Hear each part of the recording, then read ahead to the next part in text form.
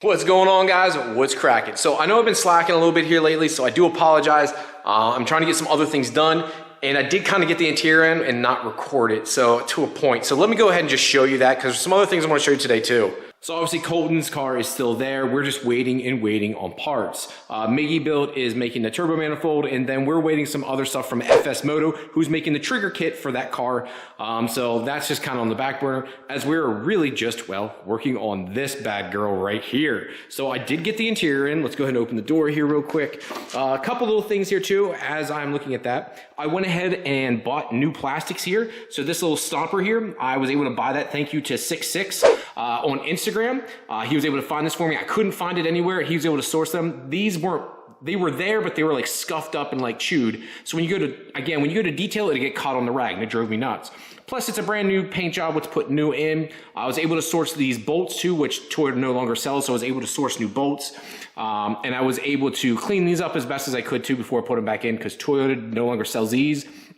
And on top of it, these are centering bolts, so you can't just put some random dress-up bolt in there. Just a little FYI. I wish they were like, I should have painted them or something, but then they get chipped up. Again, yeah, it is what it is. The black brand new seal looks good. Again, the interior is in, so hopefully, I wish this light is blown out here. I need to replace the ballast, so the lighting's not the greatest, but the carpet's in. This is the actually original carpet, believe it or not, and it's mint, very, very mint. We actually steam cleaned it, and we almost got like no dirt out of this thing, which is mind-blowing to me, that there was no dirt in a $100,000 car. Like literally, we could pull barely anything. The only thing we found, he must have spilled coffee back here in the day, and we were able to pull some like residue out of there, but that's it. We used one of those Bissell cleaners to this whole entire carpet, and really nothing. Again, now we have a brand new center console. Her other one was fine, but as usual, this clip here, or this little piece right here, was broken. I didn't want that. I wanted it to look nice too, plus the other one was starting to get shiny. I hated that. Her dash is not like that, so I assumed this was replaced at one time, because the center was shiny, but the dash wasn't. So he either never used cleaners ever, or we're just really lucky or it was replaced, one of the two.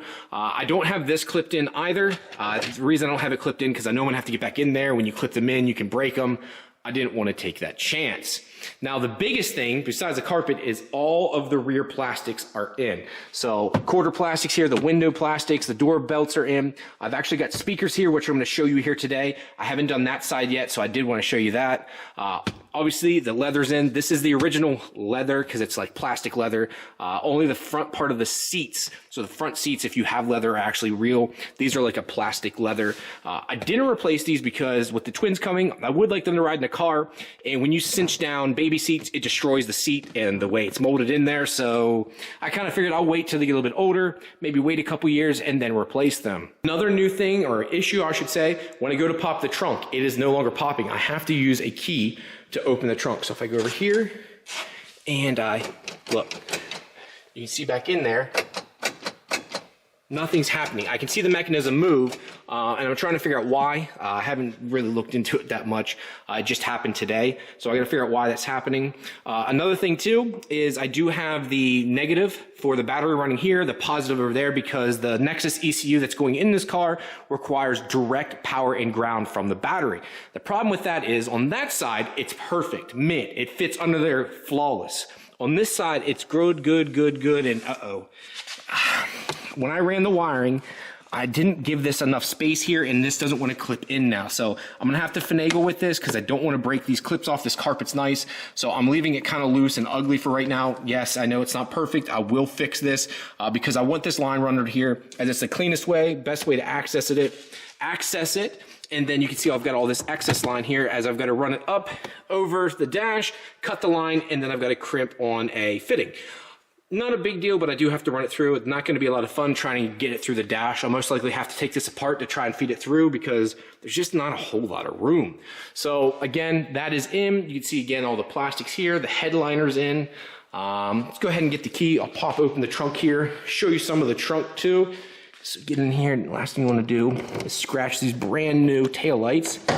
There we go. Pull that out just gently, and voila. Of course, it's got brand new shocks in it too. Back here, you see we got these plastics in. Now, I don't have this plastic in for two reasons. One is obviously this lock mechanism again, which is here. You can see it has like an excess amount, and I'm not sure why all of a sudden it's like that, but it is. So I have to look into that. And the other thing is, these lights for the license plate aren't working, so I have to do a resistance test and try to figure out why it's not working. So I figured I'd just keep the plastic off for now, as I obviously have to test the electrical to see why it's not working. What's weird is, it should, because I'm like, oh, maybe it's a fuse or something, but it's actually tied in to the taillight. So I'm like, well, it's not the fuse then, because it's not on a dedicated one. So I'm like, what could be causing it not to work? Another thing, guys, I've got parts and stuff here. I got a Turbo Smart. Oh crap, I've got a Turbo Smart boost controller. I've got a fuel pump ECU for a Mark IV Supra. I think this is the factory boost controller. I've got factory speaker, or not factory speaker, but factory speaker housings with some kicker speakers. That's all for sale if anyone wants it. So guys, just let me know if you would want to purchase that. But the real reason for today is we've got a couple new parts that I'm really happy about. First off, we got front and rear speakers. I always use Rockford Fosgate. I'm a big fan of them.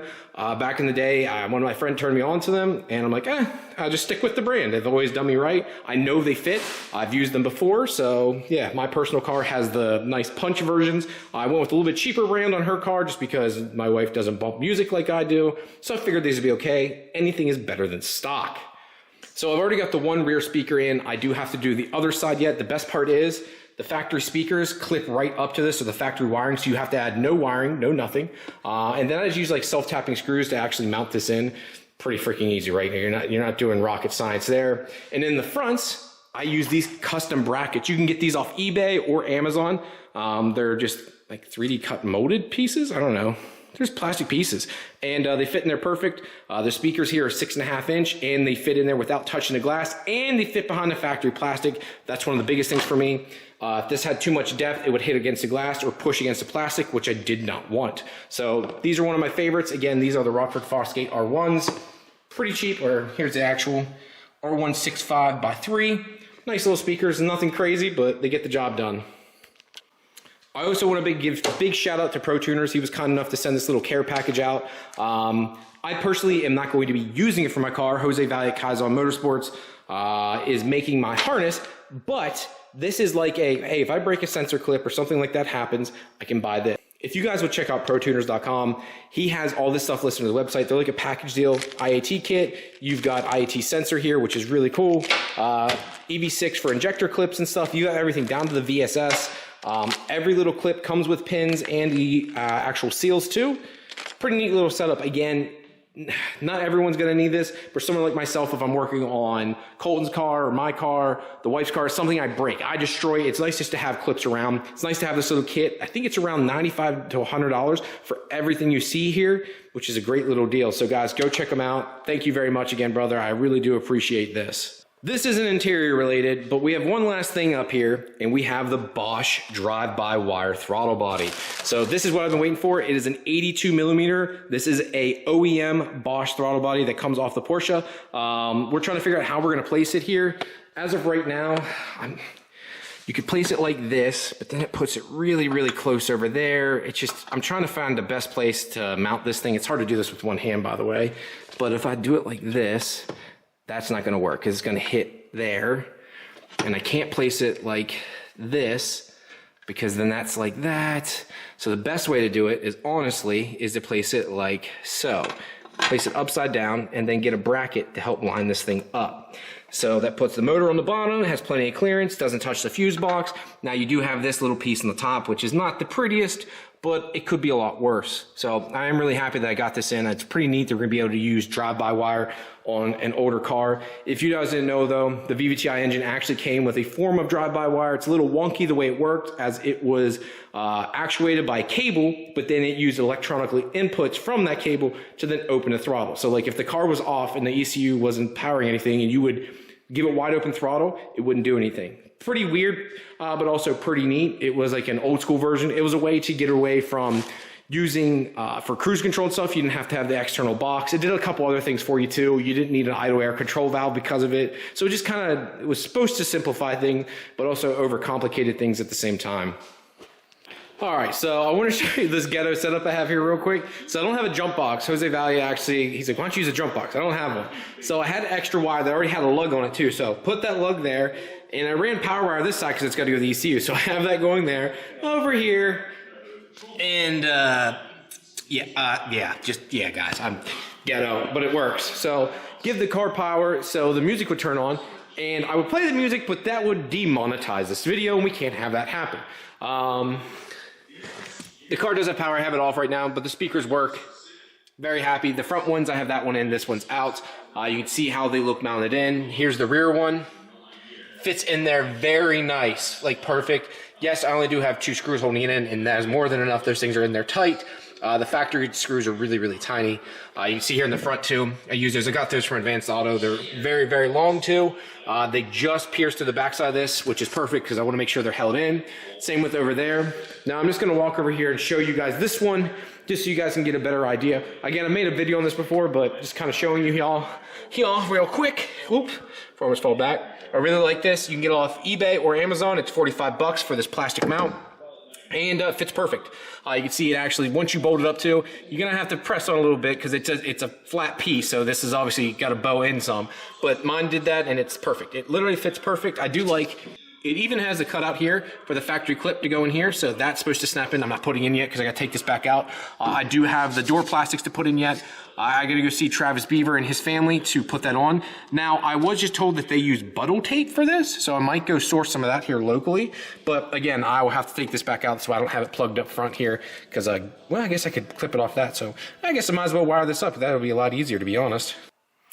All right, so I was able to get a few more things done here. Before I go back inside, I wanted to show you guys I am running a 4-gauge wire right now. This 4-gauge wire is going to be powering up the fuse box. So we're keeping this for right now. Eventually we'll be able to get rid of this because, you know, with the Nexus ECU, I can eliminate this. It just takes a little bit of time. It's something that I have to come down the road. I just don't have the time, effort, or energy to get into that, so I'm just going to run direct power. But because we eliminated so much in here, and the fuse box itself is only powering a few items anymore, I don't need to run some crazy cable. I had like a 1-gauge cable just because I had that. I don't need that. So I'm running a 4-gauge oxygen-free copper wire. It's a little bit pricier for this stuff, but if you can see, you can make really tight bend radiuses with it. It's really nice, really pliable. But I've already got it up there, so here it is. It mounts like that. You can kind of see it here. Unfortunately, it's not terrible, but it's much better than this 0-gauge, I should say. 0-gauge versus 4-gauge.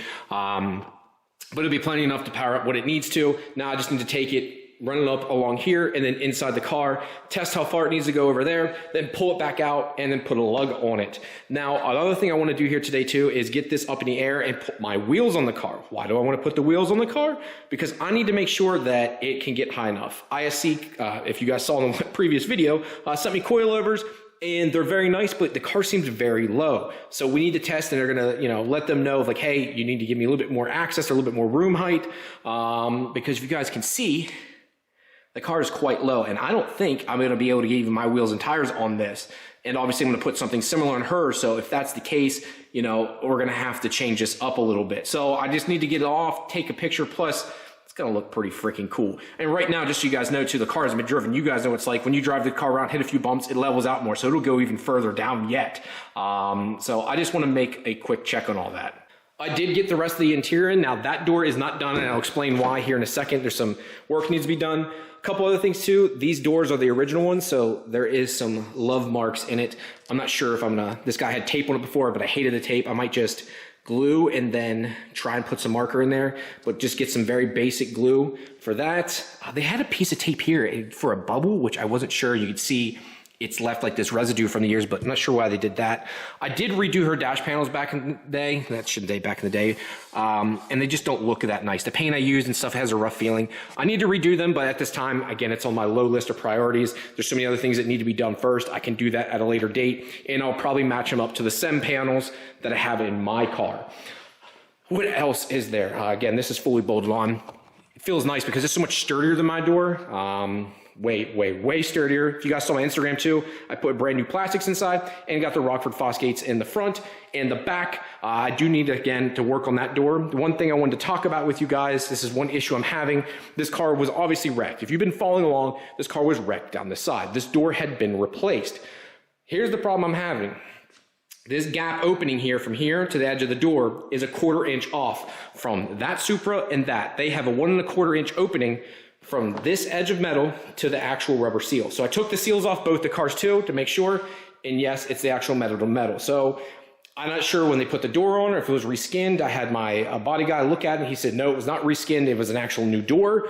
So that being said, we got to figure out how to fix that. So he's going to come out today and kind of go over the car. I'm very fortunate to have Travis Beaver and his team. Again, Beaver's Auto Body, cannot thank those guys enough to try and adjust that some. If I can get 1/8 of an inch more, I think I'll be okay. But when I try to put this door on right now, it sits too tight, causes the glass to kind of pinch.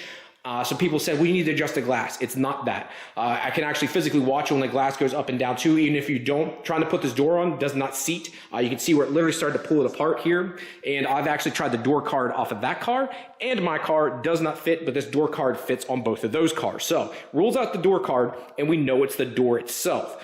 So I need to work with that. Again, I'll give you guys an update, or if anyone's ever had that issue, please let me know. You know, these are the weird things you run into all the time. You know, stuff just happens. So I'm going to dig into that a little bit more. There's some other things, though, I do have for the car besides the wheels. Vlad, set this over here. You can check him out right here. It's kind enough to sell me this beautiful piece here. This is the drive-by-wire pedal. I believe it's like a Lexus SC430 or something. Bob Wilkinson had spoke about this. But it didn't look like when I looked at it online, so I'm not sure if they modify it some way and he just does this. I don't know. Whatever it is, I don't care. It will work for what I need it to do, and it bolts right up. So I can use the factory screws or bolts right there and then bolt this all up. So I'm going to shut up now. I'm going to push this back and let's get this on the lift and get this pedal in.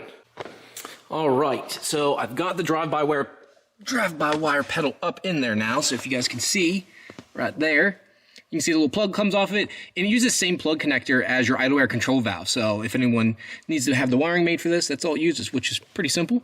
Yeah, pedal is slightly different looking, it has like the squared edges, but besides that, I mean, I don't think anyone's going to split hairs here, and it also has a little bit more of a stiffer feel than a factory pedal compared to my Supra, just ever so slightly, just with my hand. I don't think my foot's going to care, but I need to adjust the carpet too some. You can see the pedal stop there needs to be over some, but yeah, not much else left to do, guys. I just got to push it back now, put these different wheels on it, and then I want to get it up in the air, and I want to run some more wiring. I also do realize, guys, this is a long video, but as you can see here, I've got the bumper, the headlights, and everything in. I do need to make some adjustments here. This side has a slightly wider gap than this side. It's not much, but it's slightly, and the reason I can really tell is here where it comes with the headlight. You can see how it's pushed over this way. It's not lining up perfectly. And if you look over here, again, it can move over that way ever so slightly. There's a bigger gap there. Just needs a little bit. And one thing I can't figure out is it looks like there's a bigger gap in this area for some reason. And I don't know why. I don't know if it was like that before.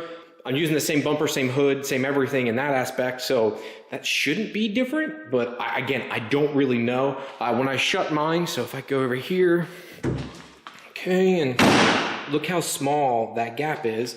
And then look at hers. Hers is almost double the width. And I don't know why. Because, I mean, everything else lines up so well. So it just doesn't make sense. It almost feels like this needs to go up more, but it physically can't. Because the tabs line up there. It lines up down here. Fits the bolt holes there perfectly. So I'm like, okay, why? So that's where I've got my brain like scratching right now. I'm like, okay, Ryan, why is that not fitting yet? What else do I need to move or do? So just maybe need to play with it a little bit more, but I think I should be able to get it to fit. Now the front lip is on too. Now this isn't on bolted 100% because this hasn't been 100% wrapped yet. I have to have John come up here and finish putting on the SunTech film on this, the door handles, and that mirror, and then he's done. But I wanted to go ahead and get this test fit because the kids are coming very, very soon, and I need to get all this test fit. Now, you guys also saw, I talked about the rear coils. That is now fixed. ISCs, you guys saw in the last video, sent me new coils, and I got plenty of room here, so it matches up well with my car. So I got plenty of room there. Again, it's probably sitting too high, but I'd rather be safe than sorry. So when I put the new wheels on, I can bring it down some because I don't think I'll be running as big of a tire on her car. She's not really going to need it. Just cool to see the car. It just looks completed now. Sitting next to mine, like 2 silver, Alpine silver Supras are in my garage. I feel very blessed. I feel very lucky. I shouldn't say blessed because just, again, not very religious, but I feel very fortunate. We've also got Colton's car here. It's cool working on these cars. I genuinely love working on them. Makes me nothing happier. I enjoy this. This is my favorite thing to do. I don't play video games. I don't do anything else. So if people wondering, like, how do I afford to do this?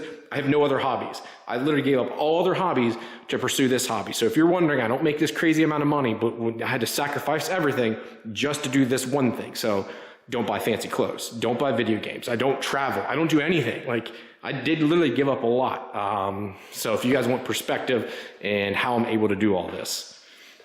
Again, I do need to fix this door here. I don't have it fully on. It's just kind of resting right now. And I also need to adjust the door glass. If you can see over here, it fits nice and tight, but it's too tight. It's hitting the door here in the trim, and it's done that from day one. So if I open this up, see how tight that was? Just as I bring it in here, look, see if it'll focus. Come on. Has a hell of a time. Look, listen, I'm just gonna shut up and you guys can listen.